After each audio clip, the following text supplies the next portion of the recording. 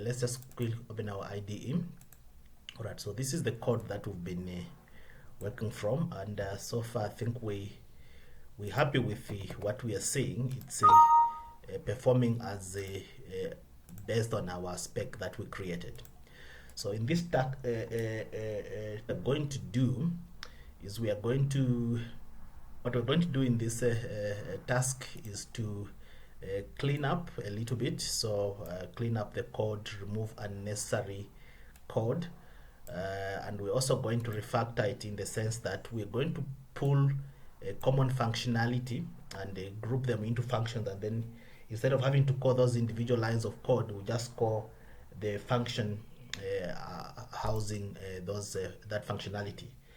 Then after I've done that, we're going also to create an executable file for this application. So just as a starting point, you see here that our code is 328 lines of code.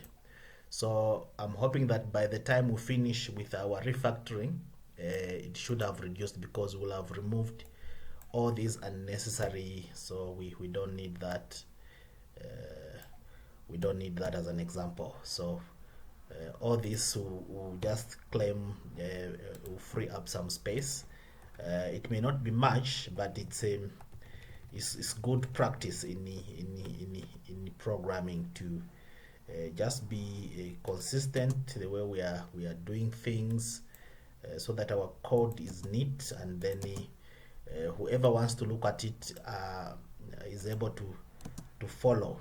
All right, all this is not necessary, but let's just all right, so we are going to start. Let's just do this.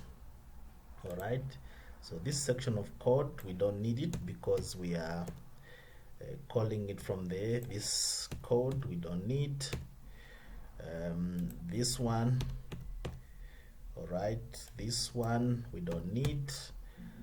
All right, what else can we, all right, maybe that one we can remove. Let's go down and check. It's not necessary, but let's just make it consistent. All right, so one of the things we're going to do is that if you look at most of these functions, they are calling this connection to the database. They're doing that, and they're doing that. So these three lines of code are common to a number of functions. You can see it is there in the create app, it is there in the search app.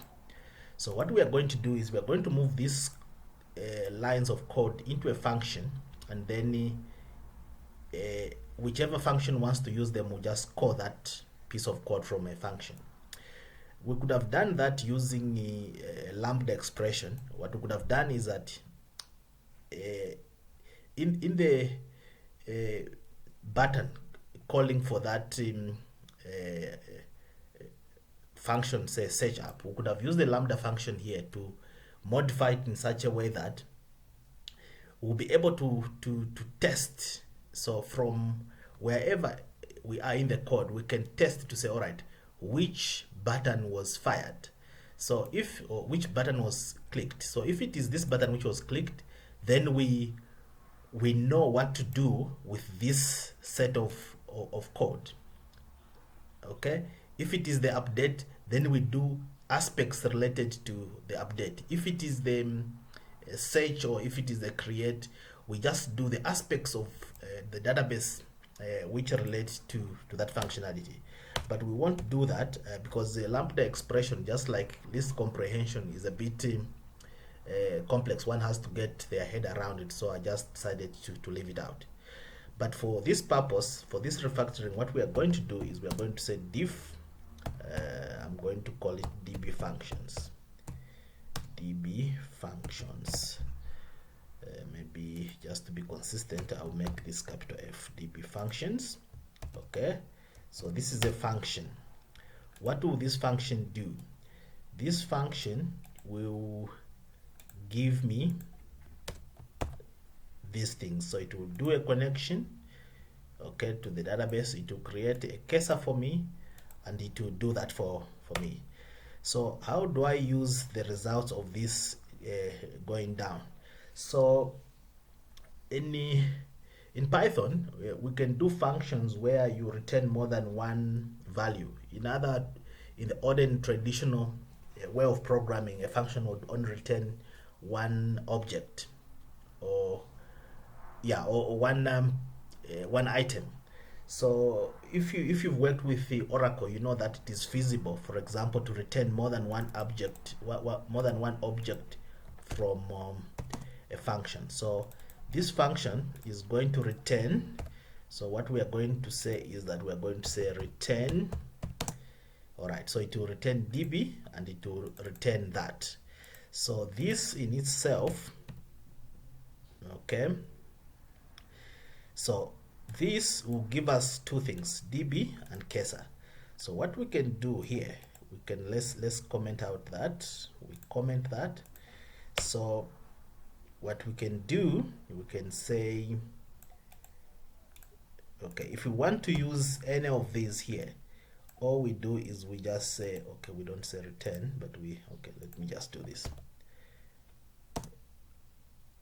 Okay, so what you do is you are saying you want this function to give you these two things. Once you've been given those things, you can use them down there wherever we were using this functionality. So let's just test to see if indeed what we've done is working. So let's just check in our database. What do we have? QQ and Snapchat. Let's do Snapchat. Okay, we search, so you can see that functionality is working fine. So what I'm going to do is I'll copy that. Okay, and wherever we have those 3 lines of code, so we don't need that.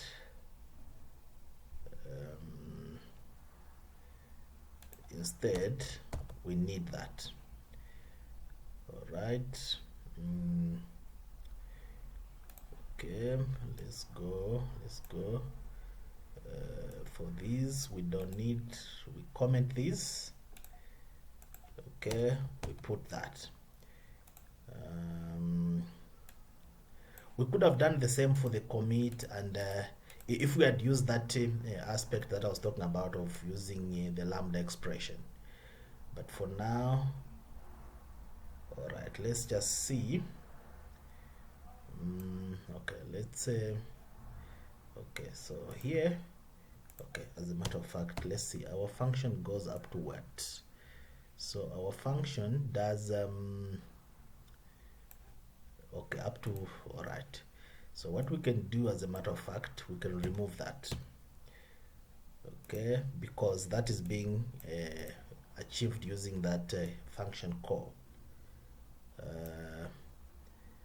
Okay, so as a matter of fact, we can remove that. Did we have another db? This was a create. Okay, it's interesting that we didn't have. All right, it's fine. All right, let's go here. We can also remove it because it's being accomplished through this function. So it means we won't need that because that is being accomplished elsewhere. Okay, let's see. Okay, this one we don't need it. Okay, because it's being accomplished up there. All right, let's just see. We may not have gained a lot of okay, 307, so almost the 20 lines of code have been eliminated using that approach. What else do we want to do? Not necessary, but let's just make it the same. Right, it's not necessary, but okay, Okay. Where else? Okay, why do we need this in the update? We don't need it in the update. We need this. Okay, copy that. All right, sorry, that's fine. Okay, we need that. We need that. Okay, there are several other things. All right, there we are happy. Okay, so let's just see quickly. Let's run. Okay, let's do a QQ. We search. All right, it gives us that. Let us delete. Yes. Okay, let us clear that. If we go to our database, let us just search. All right, so our QQ is gone. Let us just add one more. Maybe let's add Skype. Skype, we'll say Skype messaging application. All right, how many users are there in the globally? They say it's 1.6 billion people. Okay, it does that. It's good for that. It's good for that. It's good for that. It started around the 2011. Okay, in what language was it developed? It was developed in that language. Where is it listed? Nasdaq. It's excellent messaging app. One of the earliest. Okay, maybe let's say it's fine. Excellent application. All right, let's save. All right, let's say yes, but oh god. Okay, let's see, what did we want? Let's just see that we've saved it in there. All right, so we've got our Skype there. So this is working according to our plan. So we are happy with the what we've done so far. So what we need now is to have this we create an executable so that people can just click the executable and then they run the application. So I'm going to close this.